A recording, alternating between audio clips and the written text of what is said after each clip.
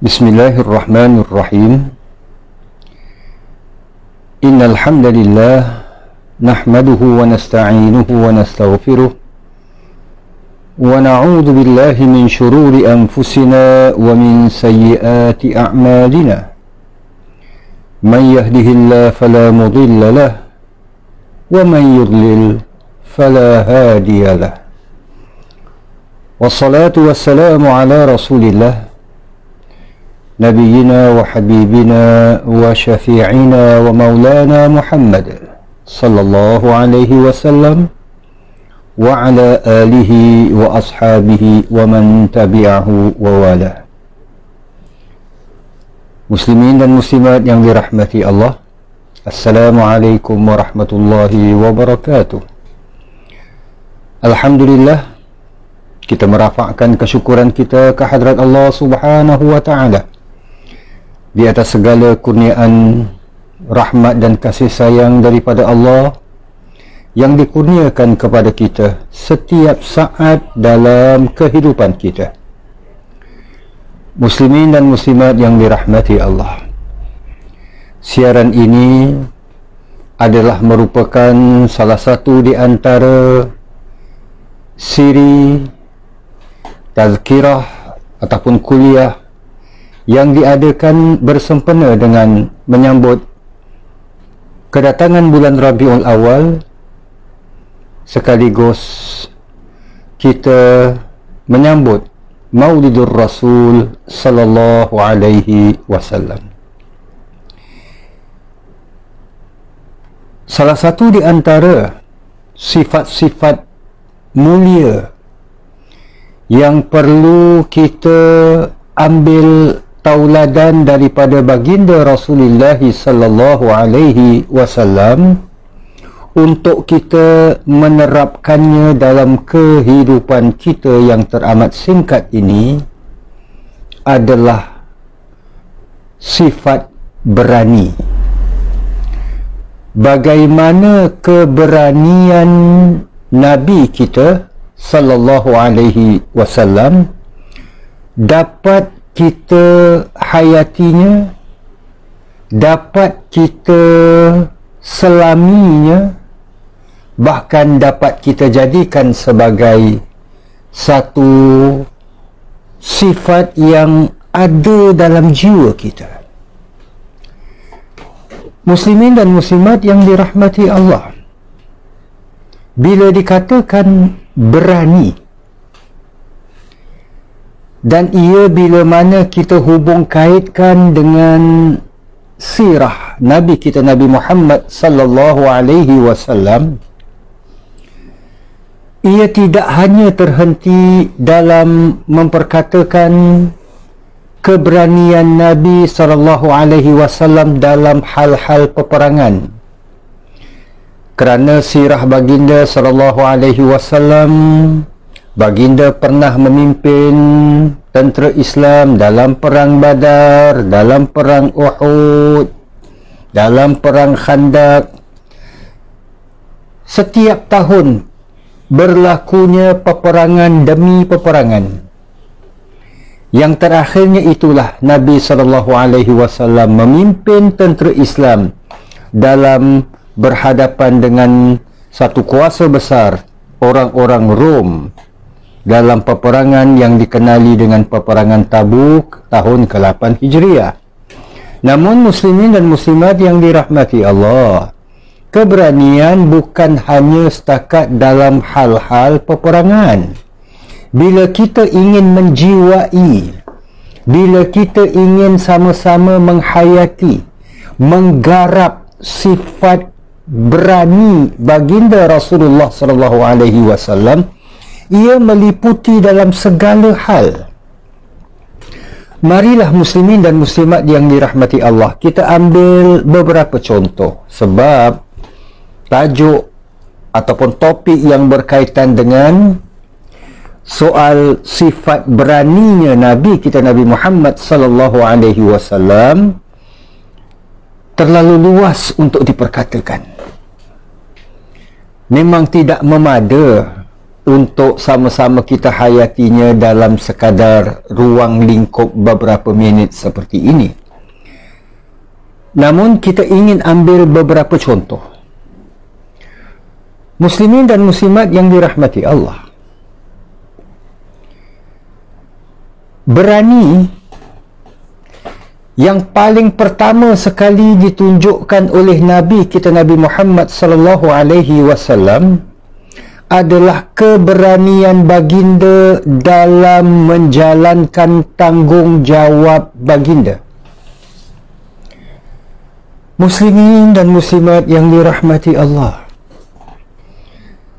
mari sama-sama kita fikirkan, Nabi kita apabila memikirkan keadaan masyarakat Makkah, mengapa kebanyakan mereka ini menyembah benda-benda yang tak hidup, benda-benda yang tak mendatangkan sebarang manfaat ataupun boleh menyebabkan mudarat, patung-patung yang mereka sendiri buat, lalu mereka sembah sebagai Tuhan, selain daripada mereka ini menyembah Allah Tuhan satu-satunya. Jadi muslimin dan muslimat yang dirahmati Allah, Nabi sampai memikirkan keadaan masyarakat Makkah ini dengan Nabi yatakhannas, dengan Nabi memilih jalan bersendirian, berada di Gua Hira di Jabal Nur untuk mencari huraian mengapa kaum baginda ini sampai begitu sekali menyembah benda-benda yang mati.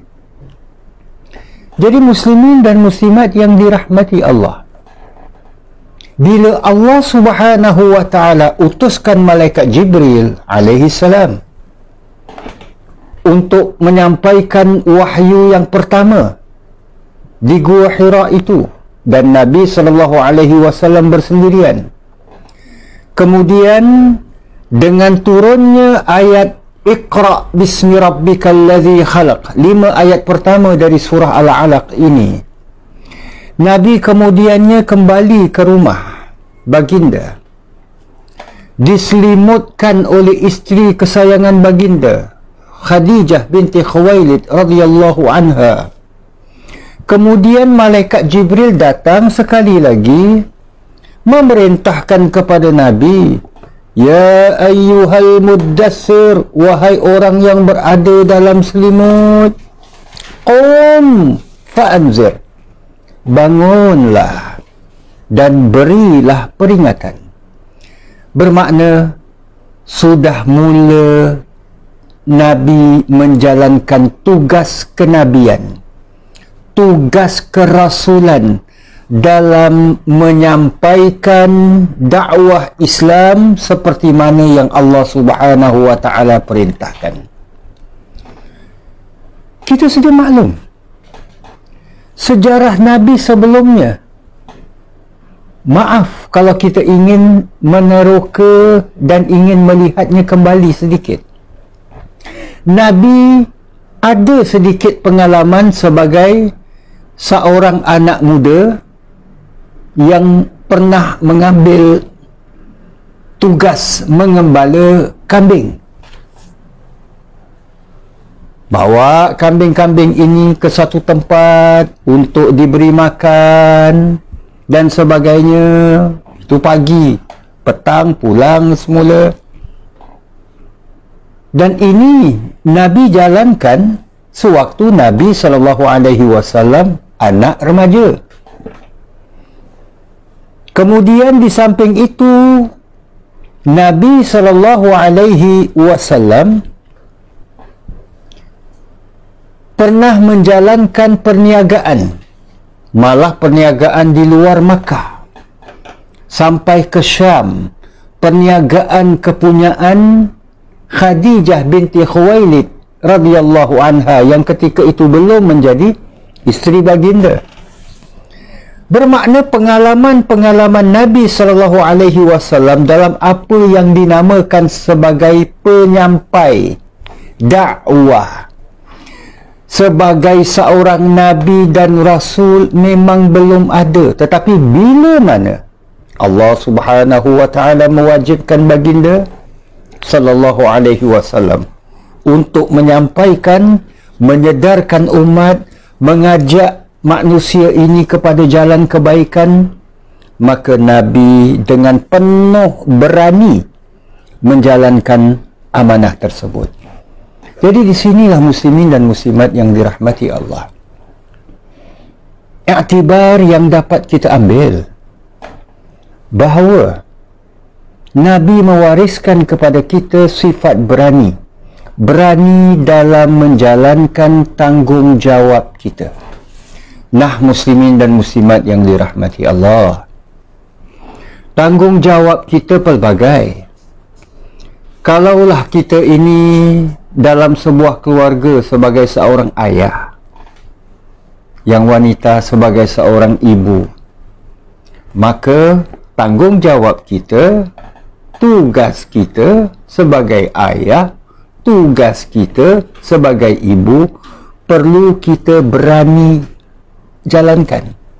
Maksud berani jalankan adalah menjalankannya dengan penuh, pertama sekali, amanah. Setiap tanggungjawab itu adalah merupakan amanah yang perlu kita jalankan. Kedua, tugas dan tanggungjawab selain daripada merupakan amanah, ia juga merupakan suatu tanggungjawab yang perlu dijalankan dengan sungguh-sungguh. Tak boleh dilakukan sambil lewa saja. Nabi sendiri pernah bersabda, sesungguhnya Allah Subhanahu wa ta'ala suka kepada seseorang yang lakukan sesuatu kerja itu, jalankan sesuatu tugas dan tanggungjawab itu dengan ayyutqinah, dengan penuh itqan, iaitu dengan penuh sungguh-sungguh, hati-hati, iaitu dengan penuh teliti. Bukan hanya sekadar just do it saja, kata orang tu, buat saja, lagau saja. Tidak. Ini Nabi SAW ajarkan kepada kita, berani menjalankan tanggungjawab dengan penuh amanah, berani menjalankan tanggungjawab dengan penuh sungguh-sungguh, hati-hati, teliti dan sebagainya. Ini satu. Keduanya, dalam menjalankan tanggungjawab dakwah Nabi SAW, Nabi telah memaparkan kepada kita bahawa apa yang Nabi perjuangkan ini, Nabi pertahankan. Dan ini memerlukan kepada sifat paling menonjol sekali adalah sifat berani. Berani mempertahankan kebenaran yang Nabi SAW sampaikan. Muslimin dan muslimat yang dirahmati Allah, keberanian dan kesungguhan Nabi dalam menjalankan tugas dan tanggungjawab baginda ini sampai kepada peringkat di mana Nabi SAW bila mana orang-orang yang Nabi ajak kepada Islam, mereka ini enggan menerima, mereka ini malah menentang. Ia akhirnya membuatkan Nabi ini bersedih. Nabi berduka cita. Nabi rungsing, risau, takut-takut orang-orang ini akan dicampakkan oleh Allah ke dalam neraka. Banyak ayat-ayat Al-Quran yang menyentuh tentang keprihatinan Nabi SAW, tentang ambil beratnya Nabi terhadap nasib umat yang menolak dakwah Nabi SAW. Contohnya ayat ke-6 dari surah yang selalu kita membacanya, surah Al-Kahfi. Kita disunatkan membacanya pada setiap hari Jumaat. Allah berfirman, A'udzu billahi minasyaitonir rajim. Fala'allaka bakhi'un nafsaka 'ala atharihim. Maka jangan-jangan pula engkau, wahai Muhammad, membinasakan dirimu disebabkan kamu ini menanggung duka cita, kamu bersedih hati terhadap illam yu'minu bihadzal hadisi asafa. Mereka ini, iaitu kamu terkesan dengan perbuatan buruk mereka. Jika mereka enggan beriman, enggan menerima kepada keterangan Al-Quran ini. So, jangan engkau bersedih hati, kata Allah Subhanahu wa ta'ala. Jadi muslimin dan muslimat yang dirahmati Allah, ini keberanian yang ditunjukkan oleh Nabi SAW mempertahankan kebenaran. Inilah yang perlu kita terapkan dalam kehidupan kita. Muslimin dan muslimat yang dirahmati Allah, dalam kehidupan harian kita, kadang-kadang ada suatu pendapat pada kita, ia satu pendapat yang betul, pendapat yang benar. So, kita pertahankan.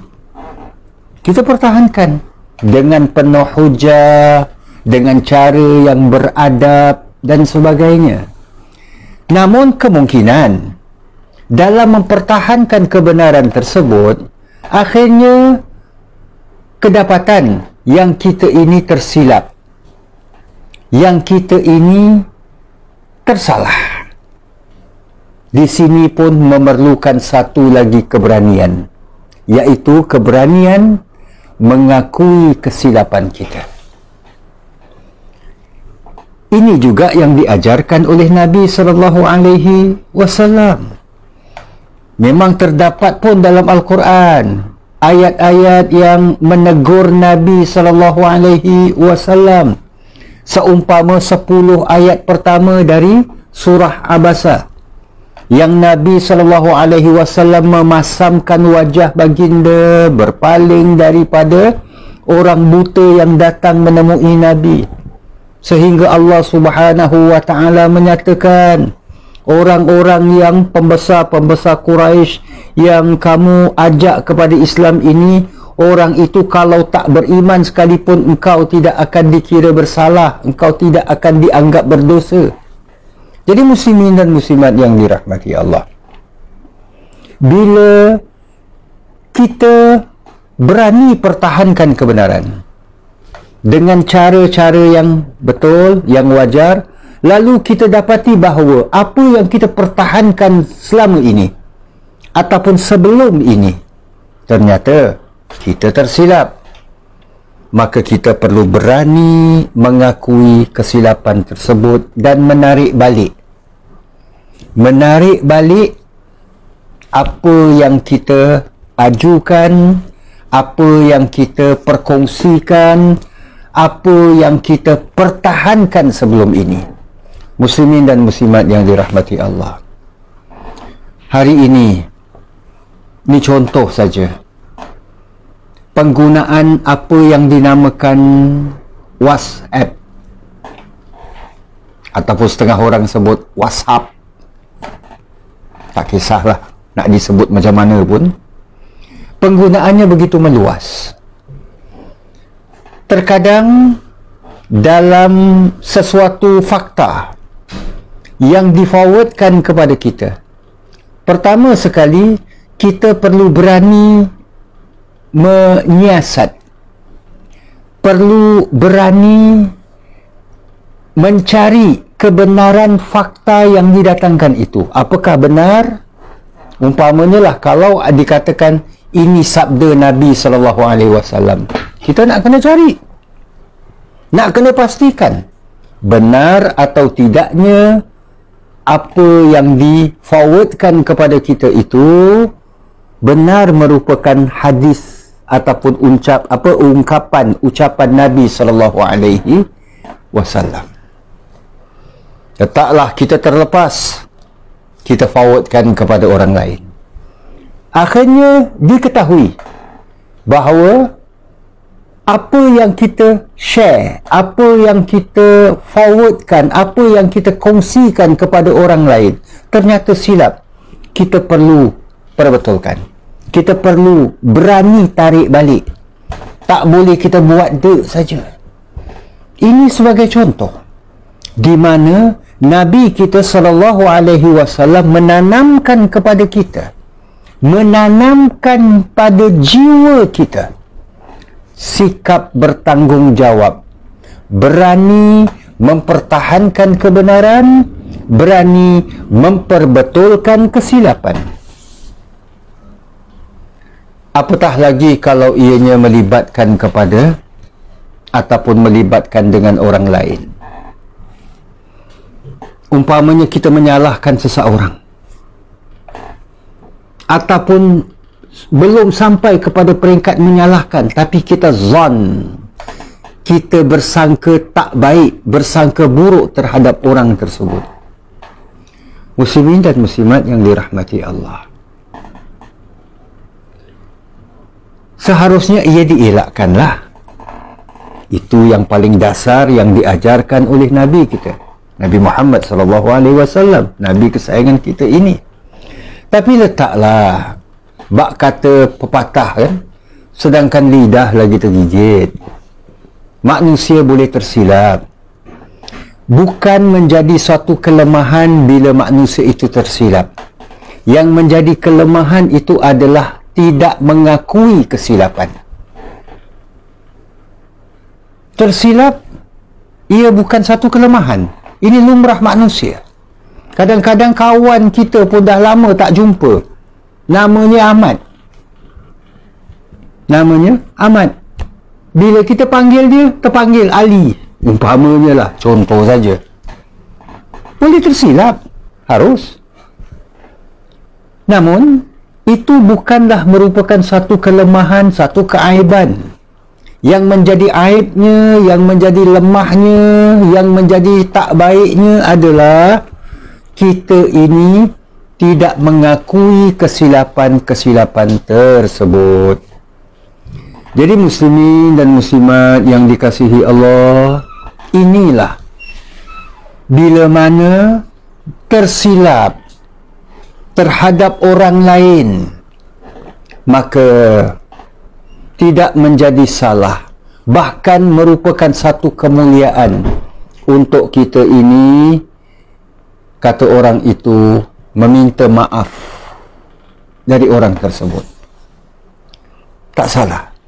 Dan ini diajarkan oleh Nabi kita, Nabi Muhammad sallallahu alaihi wasallam. Sebaliknya, itu kita tersilap terhadap orang lain.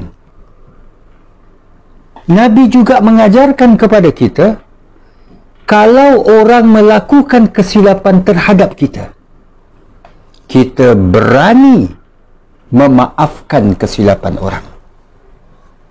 Berani memaafkan kesilapan orang.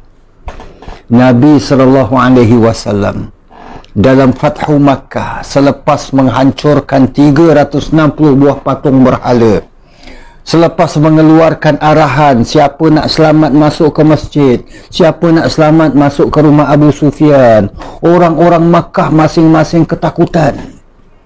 Lalu Bila mana setelah Nabi SAW menghancurkan 360 buah patung berhala ini, mereka kemudian keluar daripada tempat persembunyian masing-masing, sama ada dari dalam Masjidil Haram ataupun daripada rumah Abu Sufyan, keluar bertemu dengan Nabi, dan mereka ingin memohon maaf daripada Nabi. Apakah yang diucapkan oleh Nabi SAW? Nabi memetik kata-kata seperti mana yang Allah khabarkan dari dalam kisah Nabi Allah Yusuf alaihissalam. La tasribal yaum, hari ini tidak ada hari tuntut balas, kata Nabi. Maka izhabu fa antumut tulaqa, pergilah, kamu semua bebas. Jadi muslimin dan muslimat yang dirahmati Allah, meminta maaf, berani meminta maaf, ini diwariskan oleh Nabi. Berani memaafkan, itu juga merupakan warisan yang diwariskan oleh Nabi SAW kepada kita. Ini antara keberanian yang kita perlukan dalam kehidupan kita. Macam disebutkan di awal tadi, keberanian bukan hanya setakat dalam hal-hal peperangan, seperti mana yang juga ditunjukkan oleh Nabi SAW. Tapi di samping itu, Nabi sendiri mewariskan kepada kita bahawa keberanian ini terkait dengan jiwa dan peribadi kita, watak yang perlu kita wujudkan, yang perlu kita adakan dalam kehidupan kita.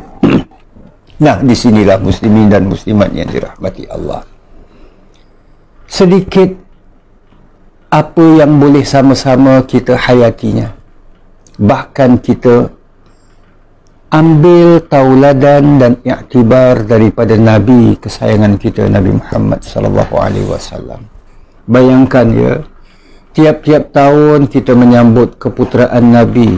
Tiba Rabiul Awal, kita menyambut Maulidur Rasul.